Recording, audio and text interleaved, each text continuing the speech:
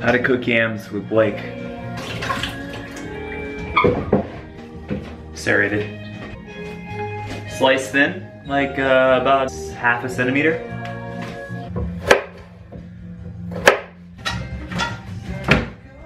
Frying pan.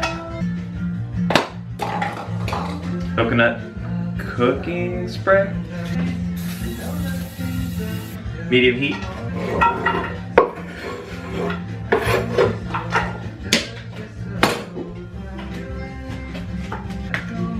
Apply salt liberally. Cover.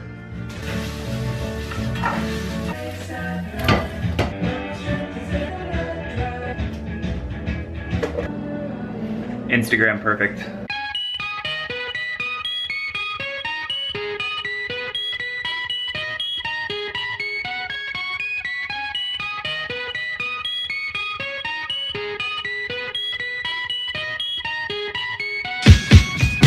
Got no rules in here, one by one we're losing here. Reckless, stressed, and super weird.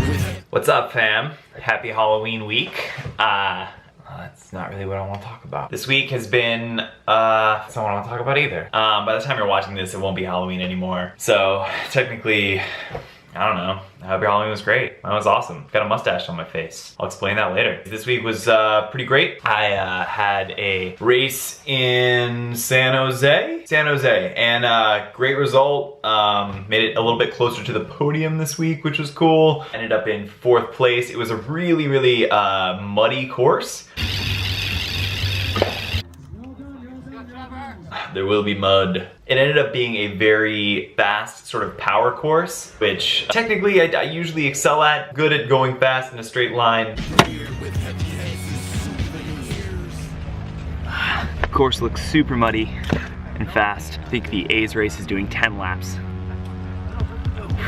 Bobby Bananas Foster, intense like a camper's crossword, slicker than some pants he bought for dinner with the Manson lawyers, tipping on some 2 for Tuesdays, in excess of the Moody Blue Jays, a dead limb from a jewel removed way back when he used to mix suits with Kool-Aid, cold cuts with the Blair experiment, post up with the Maryland Terrapins, donuts in a dare shit that he stole in a moment of some barely there shit, spit taking tobacco cancer, switchblades with a pack of Panthers, just wait till the captain answers and we all give way to the jack-o'-lanterns. Naughty nurses cursing loudly, gassed up from the bourbon bounty, like she don't give a burp about me, but you still get low-die Bergen County.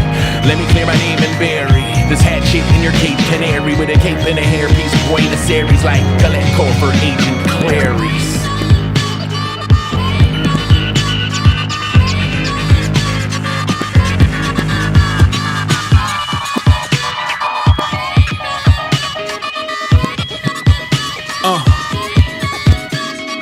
This year Halloween fell on a weekend.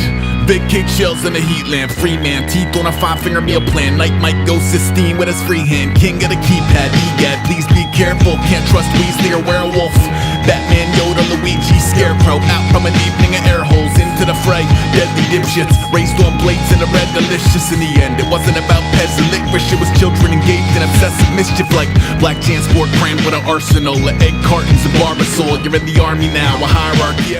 About 8 laps, 50 minutes, literally 0 clearance. This is so caked in mud that my back tire was stopping when I'd pick up my bike and throw it on my shoulder. Next time I'm bringing the pit crew.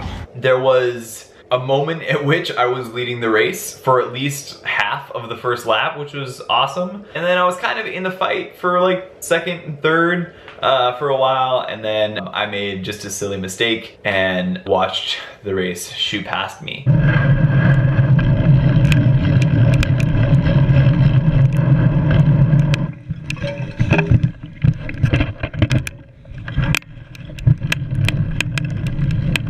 It was also raining here quite a bit, so I spent some time riding my bike indoors. Don't judge me. What?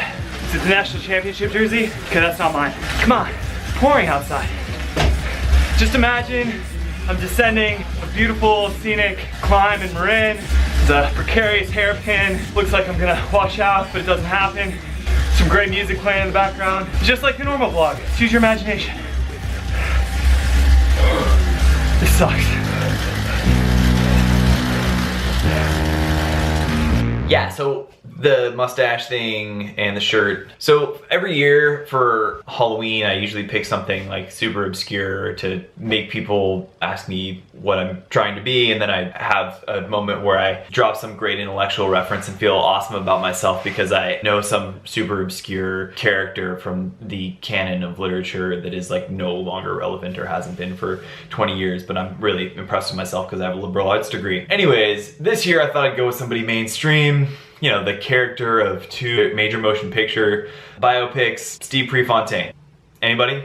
Okay, so he was a runner in the 70s for a while, you know, one of the fastest 5K runners in the world. He's from Oregon, also happened to be one of the first guys to ever run in Nikes. The Stop Pre shirt was from when he went to Oregon, and the competition would come in mass wearing Stop Pre shirts to kind of, you know, get in his head or whatever, and then he'd win, and then he would take a shirt that says Stop Pre and wear it for his cool down victory lap. So the interesting thing about Prefontaine, or the reason why I like him a lot, or the reason why I think I was endeared to him, was in high school, I was kind of a jock. I wasn't really a jock. So in high school I ran track. And it was like a nerdy jock, like a jerd or a knock or whatever. Anyway, so I used to watch the Steve Prefontaine biopic before like a big meet. And he had like these quotes that were really cool and interesting and powerful. And one of them that I really like was, "Someone could beat me, but they're gonna have to bleed to do it."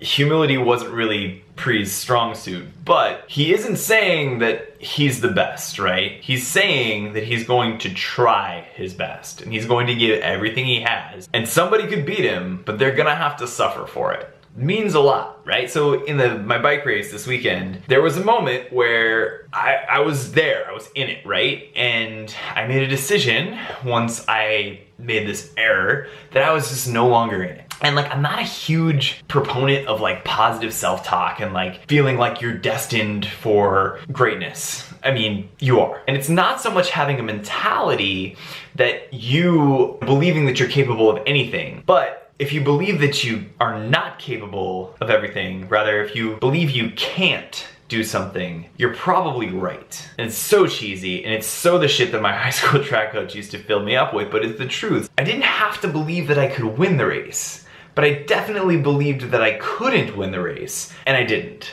It's not necessarily having like a super positive outlook as it is not having a super negative outlook. Because it's mostly about just showing up and going forward. It's mostly about just like getting there every single day, and like that is 90% of victory, right? Is actually being the guy there. Anyways, here is to showing up and getting after it, because that puts you in a field above any of the other competition. Keep the rubber side down. Until next week, take care of yourselves. Peace. We got no rules in here. One by one we're losing here. Reckless stress is super weird with heavy heads and souvenirs. We got no rules in here. One by one. One of the benefits to riding a single speed bike is that this is actually a form of bike maintenance. We're losing here. Reckless stress is super weird with heavy heads and souvenirs.